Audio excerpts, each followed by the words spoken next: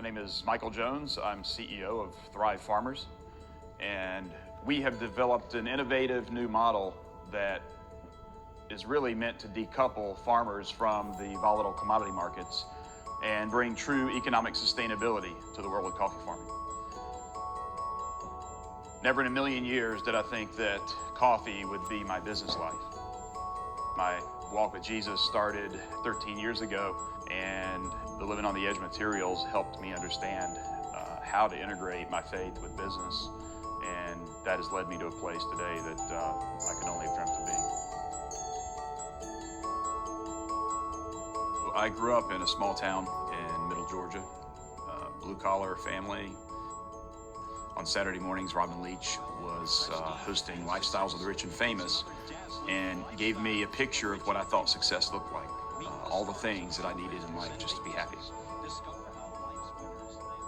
So I let that be my guide for early years, and couldn't wait to get out of my small town and go to a big city and make my millions.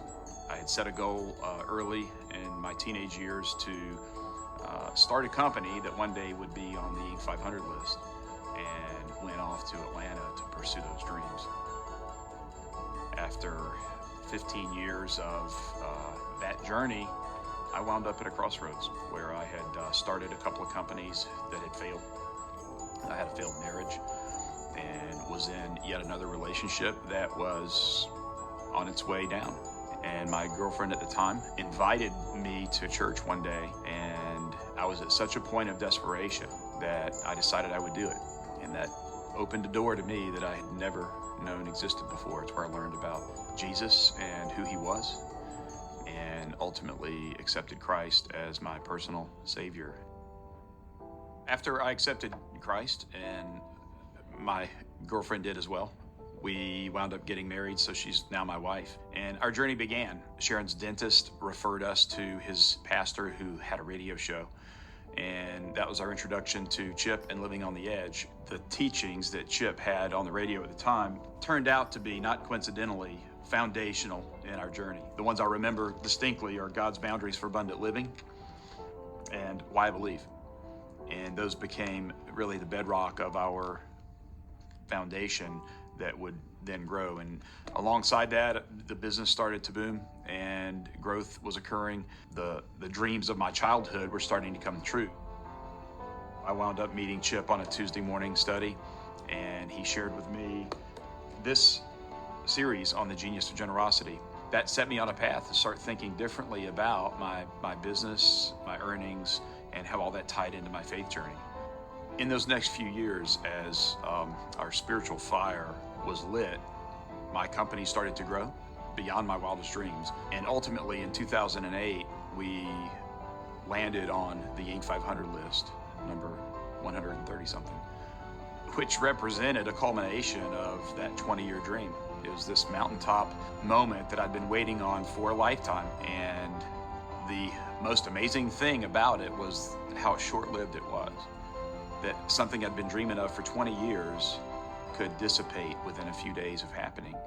And I remember the stark emptiness and shock, really, that I felt that I could have something of that importance in my life that could be here and gone. Solomon says it's like trying to catch the wind. I came to realize that maybe God allowed me to achieve those things for other reasons, not because he was blessing me with material things, but because it was the emptiness that would result in proving to me that dreaming of things in this world would never satisfy. And about that same time is when Chip came out with the Romans 12 series. I remember committing Romans 12 to memory and really letting that become a foundational pivot point to say, no, I want to live for Jesus. I want to figure out what that means. I had the opportunity to be part of one of the first Primemover groups. It was here in Atlanta. I thought that my purpose for going through Primemovers really had to do with my focus on family and marriage, and maybe thinking differently about how I would give or spread the equity or the wealth that I would get from my company. But as it turned out, 3 years later, I would leave the company that I founded and go on a sabbatical period And only then would it become clear to me that Primemovers was a framework for me to think about what was next in my life and really figuring out my purpose. I needed to think of who I was going to be before I decided what I wanted to do next. I spent the month of June 2011 revisiting all those materials from Primemovers, including the book of Nehemiah. And what I became convinced of is that God had shown me a broken wall in the world of coffee, and he was calling me to rebuild that wall. Answering God's call to rebuild this broken wall in coffee started with the financial model, and to date we've had amazing success. We recently launched a nationwide partnership with Chick-fil-A, the first co-branded relationship they've done, and through that effort we've been able to touch over 5,000 farmers in 4 countries with more than 5 million pounds annually. In 2014 we formed a foundation built on 5 principles, and those are agricultural excellence, financial excellence, leadership development, community empowerment, and environmental stewardship. And when applied through the lens of biblical principles, that gives us a voice in the lives of the people who we touch. I'm excited now to be at a point where we've got clarity and conviction, and now we go forward. We focus on this calling and combining these 2 efforts in a way that, as God wills, we can change the world for his purposes.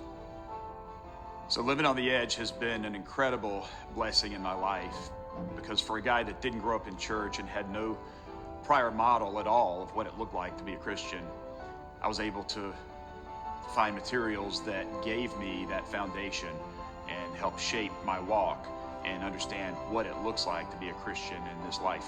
It's been just a gift, a blessing, and it's just been amazing.